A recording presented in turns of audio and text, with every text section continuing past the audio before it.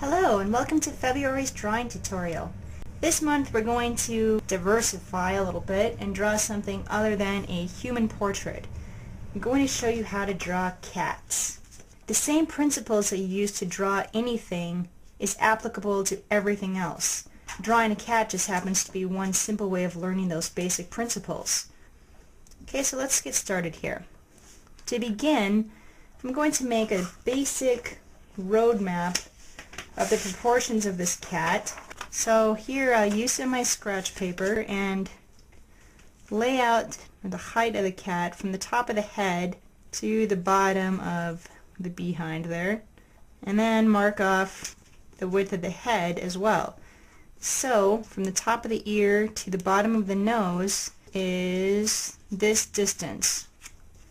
In terms of the entire body length, that's going to be 1, 2, 3, how lucky we are, that's almost exactly 4. So the head is exactly 1/4 of the whole body length.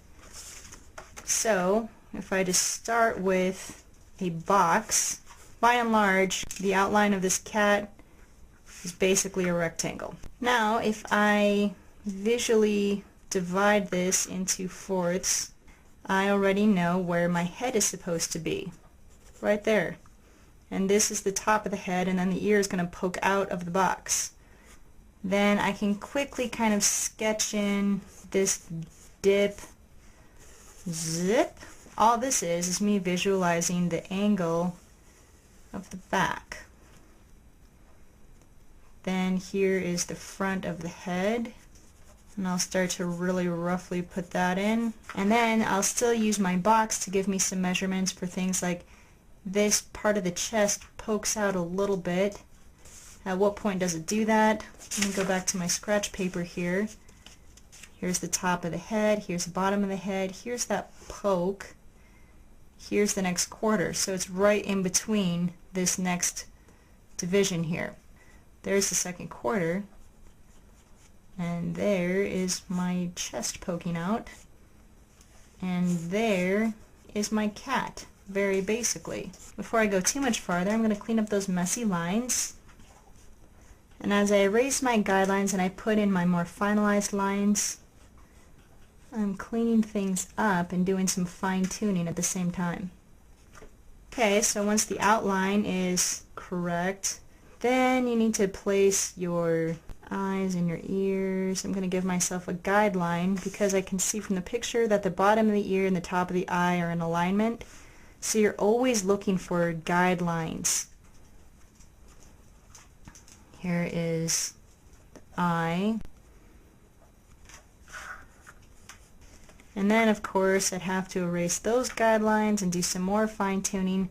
But you see the basic process that I used, building the cat inside the box. That's one way that you can draw, but it's not the only way to draw. So now I'm going to draw the same cat in a different way, so you can see different approaches. And you'll know if you're doing it right, if you're getting the results that you want. So if I wanted to do this cat, but with a more gestural approach, I first of all learn the feel of the largest shapes by doing this sort of thing with my hand, and kind of teaching my hand how that's going to go. And then the head, ear comes off like so. Once I have the body and the head, then I can start to attach them. Go on my merry way like this. There's that thing sticking out at the chest wall again. The parts of the cat are the same, I'm just putting them down differently. But even in this method, notice, messy as it is, I still start with the largest shapes. And I'm going to once again erase those messy lines. I'm going to go back in with my more precise lines, and this is the fine-tuning step. But this is a lot more based on how things feel on the page versus more careful, measured approach. Okay, so cat 1 and cat 2. Let's do a cat portrait next. Here, this is my cat Markin. And I'll have to make the eyes look less terrifying, obviously. So basically, we have a big oval here, or half an oval. Now, my personal preference is to use a more measured approach. And so I'm going to take some guidelines of this cat. So there's one eye width. I'm going to measure things in terms of the eye width. The cat's eyes are one eye's width apart. Measuring down from the bottom of the eye lines up with the bottom of the nose right here. Then from the side of the eye there's an eye's width that lines up pretty well with the outside of the ear. So I'll just go to my portrait here, place some guidelines, center of the head and then the center of the eyes. I'll visually divide that into an eye, eyes width apart, then a second eye, and then I'll check myself.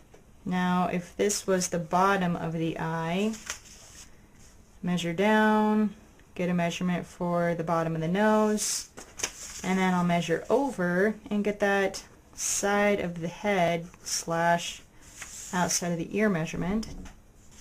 Very good. And then I can just start to fill those in, and it's going to be easy as pie because I know that my features are going to wind up the right size, in the right place, and be in correct size proportionate to each other. And those are the most difficult parts of laying out a drawing. Okay, there's the nose, there's the bottom of the nose.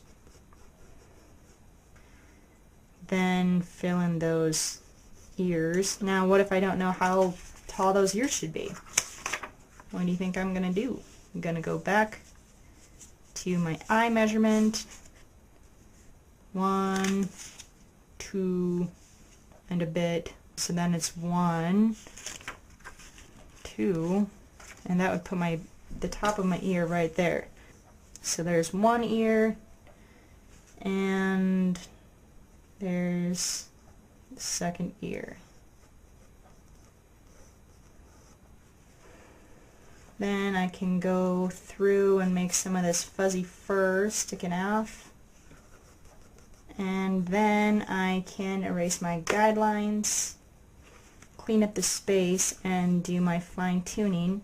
Now to make those eyes less scary, I need some pupils and some highlights. I'll use a stylus and scratch through a few hairs that show up in the ears. And I'll indent some whiskers. Now the thing that's going to make our cat really stand out is a dark background that will contrast with the cat. So I'm going to clean up those lines even more, and I'm going to protect this edge with my Frisket film. I have protected the ears. I've not put anything down on this fuzzier edge because that's not going to be a precise edge. I'm going to fill the tone in for the background using smooth back and forth strokes. I'm going to go one direction, and then I will tilt my paper and crosshatch. So I'm crosshatching to build up those darks. I finished with a kind of dark and energetic line quality here in the background now. And now you can see how sharp the tape kept those ears, like a razor. Be really careful not to touch the surface of your paper where you're going to continue drawing, because your fingerprints will leave oil, and the oil will be places where the graphite won't take evenly. I'm going to jump down to the eyes here. So I'll get my nice dark pencil that I use for the background, and I'll protect the paper from my oily hand with a piece of scratch paper. And then starting in the pupil, I'm going to fill in this tone nice and dark, being careful to avoid the highlights. And then I'm going to use a little blending tortillon to smooth out those edges. Here I go, smoothing out that tone. And then I'll continue work in the rest of the eye, working the same way, just letting the reference material dictate to me where the things should be dark and where it should be lighter. If you squint at your references, you can see more easily the shapes of the color. So this dark brown extends across the nose about here, up to about here. So once I find that shape, I outline it with really light, careful lines, and then I can quickly fill it in. Add the shadows first, and then you can add the details of the individual hairs on top of those shadows after you've smoothed them out. So add the shadows, smooth with a tortillon, or for a very large portrait, I might even go to my chamois cloth. And then once the shadow on the form is adequately smooth, then I go in and I start to do some fussy stuff, like pick out the little dots where I see the whiskers growing and some of those individual finicky hairs. To add that basic hair color and the tawny color, I'm going to put down the fur in the direction of growth. So here, this fur on the forehead is growing up, so I'm going to put it in vertically that same way. So the darkest part of the fur is going to go about up to here. I'll outline that first, then I'll use the pencil on the side, and I'll just put in that basic tone. Choke up a little bit on the pencil for some more control, and lay down another pass. Here's that pattern of hair growth on the forehead. I'll darken that up, and then I'm just going to start to really generally develop how the hair is growing on this part of the face. See, but then when I have the basic pattern determined, I can fill in some of that medium tone that I see there using the pencil on the side. And then I can blend it, and then go back with a sharper, more detail-friendly pencil and add some of those, just some of those individual hairs. Always err on the side of fewer details and let the eye fill in the rest for you. Let me go ahead and finish the fur that same way, and I'll come back to you and show you what I wind up with. Okay, here is my finished portrait of the cat. If I pan in, you can see some of those lines that I protected by scoring the paper with my stylus. And then in other places, here for instance, you can see some of those lines that I brought out with the kneaded eraser on the edge. Then also places like in the forehead where you can see some drawn lines. So that concludes our drawing tutorial for this month. Let's move forward to the painting tutorial.